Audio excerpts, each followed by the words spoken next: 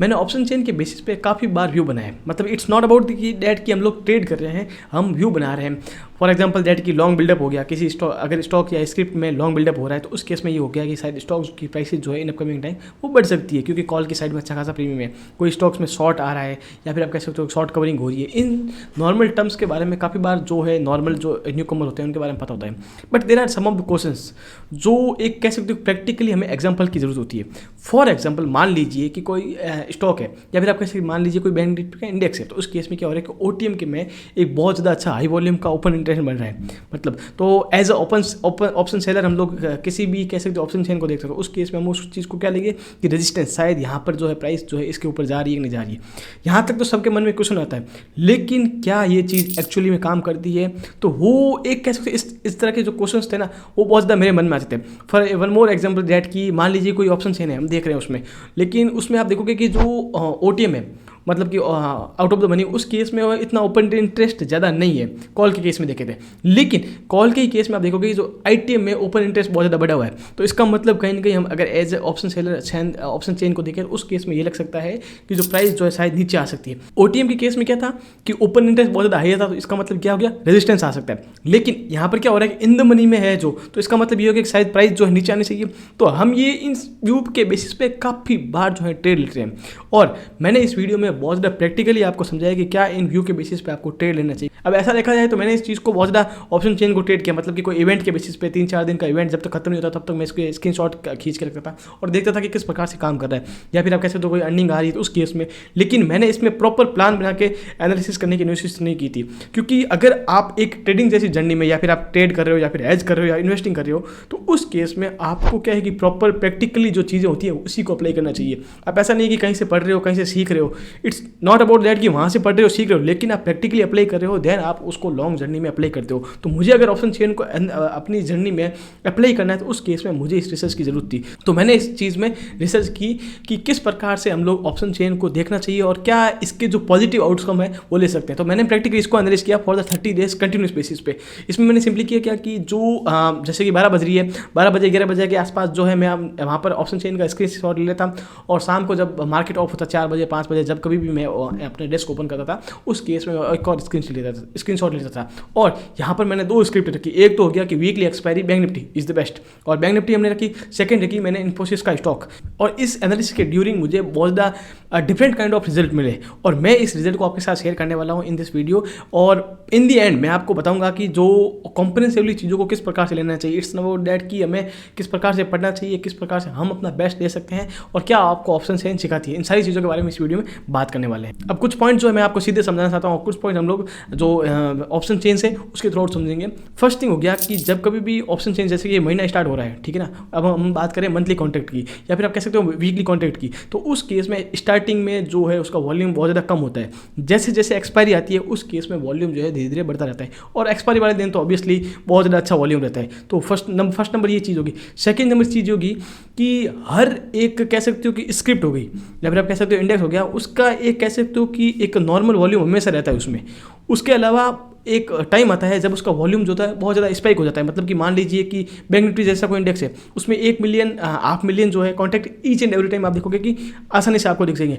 लेकिन एक टाइम आता है जब 5-5 मिलियन 6 मिलियन तक कॉन्टैक्ट चले जाते हैं, तो उस केस में उसका एक प्रॉपर रीजन होता है। प्रॉपर मतलब एक्सपेक्टेविटी आप कह सकते हैं कि एक रीजन हो सकता है। रीजन सिंपली ये यूजली होता है उस केस में कि मान लीजिए कोई स्टॉक है, उसकी अर्निंग आने वाली है, या फिर आपके इंडेक्स के केस में देखें तो उस केस में उसकी अर्निंग आने वाली होगी, कोई एसजी बैंक की, कोई मार्केट का बहुत ज़्यादा बड़ा इवेंट होगा, या फिर कह सकते हो कि कोई एक टेक्निकली चीज़ें जो अच्छी बन रही है, या फिर आप कह सकते हो कि कोई बहुत बड़ा मूवमेंट आएगा उसका जो एक्सपेक्टेशन है, तो उसके कारण जो है यूजली जो है बहुत ज़्यादा अच्छा वॉल्यूम होता है। अब यहाँ पर इसको बेस्ट वे में आप कह सकते हो कि अगर यूज़ करना है तो उस केस में जब कभी भी आप देखोगे कि मान लीजिए कोई स्टॉक है, ठीक है ना, हम इन्फोसिस का ही लेते हैं, तो उस केस में क्या होता है कि 8,000 9,000 जो होता है या फिर 7,000 के आसपास जो है इसमें वॉल्यूम जो है ठीक ठाक बनता है। लेकिन 10,000 अगर कॉन्टैक्ट बन रहे हैं या फिर 15,000 कॉन्टैक्ट बन रहे हैं तो वो एक बहुत ज़्यादा कॉशियस चीज़ होती है।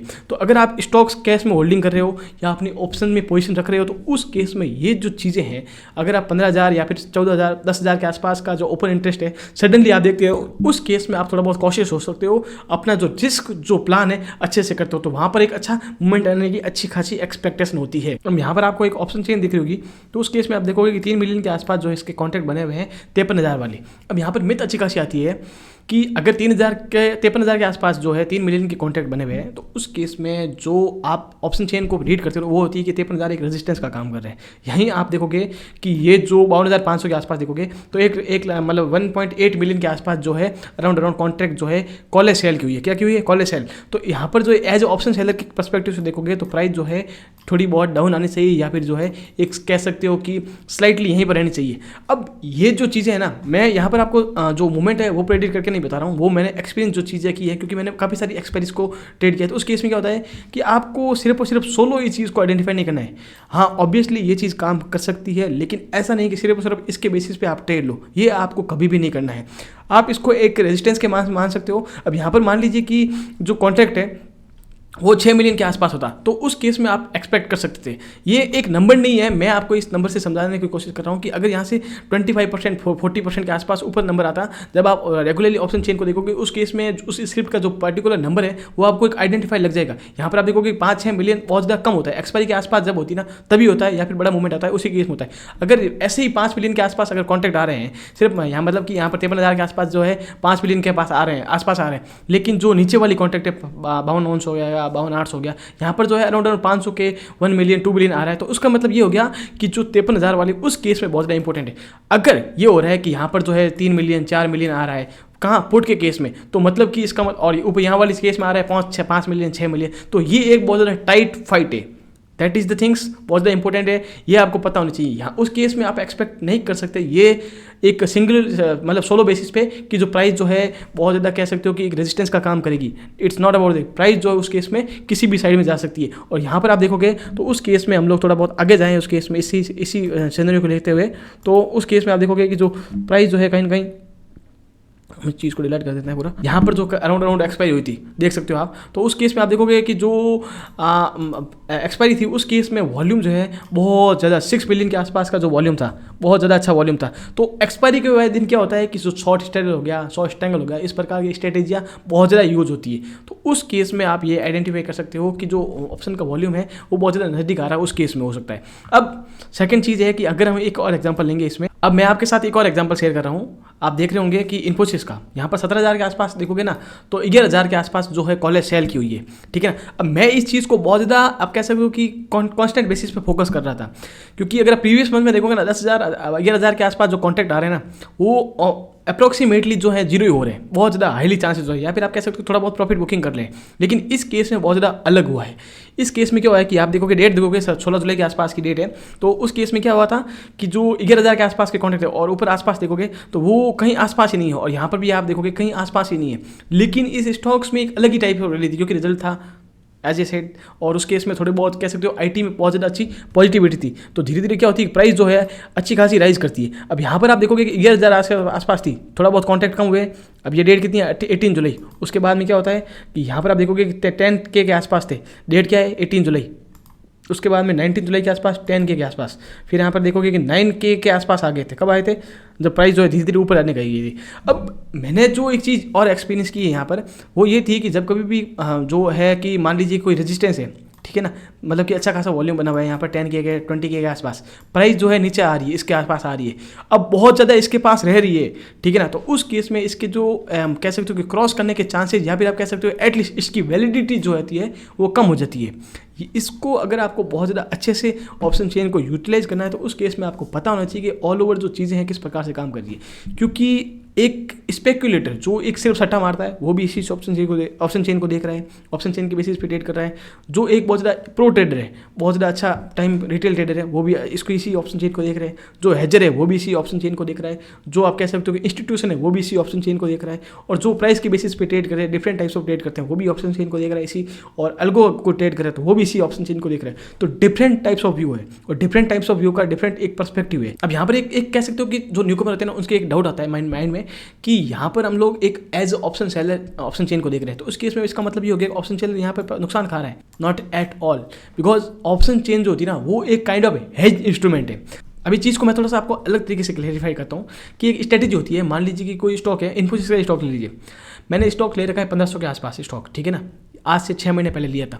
अब 6 महीने पहले के बाद में क्या होता है कि इस स्ट्रेटजी को मैं डिटेल में एक आने वाले वीडियो में बहुत ज़्यादा अच्छे तरीके से समझाऊंगा, ठीक है ना। तो मैं इसको थोड़ा सा ओवरव्यू आपको बता रहा हूँ कि 1500 के आसपास स्टॉक्स मैंने अच्छा खासा ले रखा है, ठीक है ना।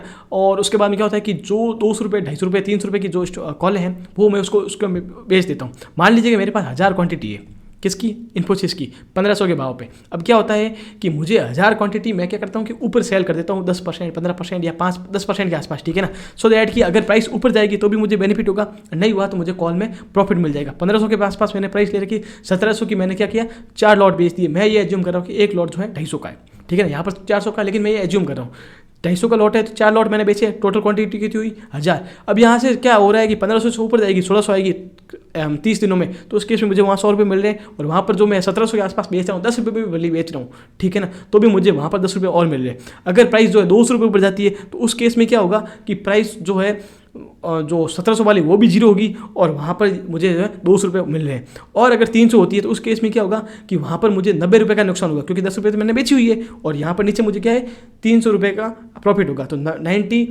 300 माइनस 90 मतलब कि 210 रुपये का मुझे प्रॉफिट हो रहा है, और ऊपर तो आपको पता ही होगा। तो इस हिसाब से जो है बहुत ज़्यादा अच्छी खासी क्वांटिटी में लोग ट्रेड करते हैं। तो ये काइंड ऑफ सिनेरियो रहता है जब कभी भी इस प्रकार की सिचुएशन आती है।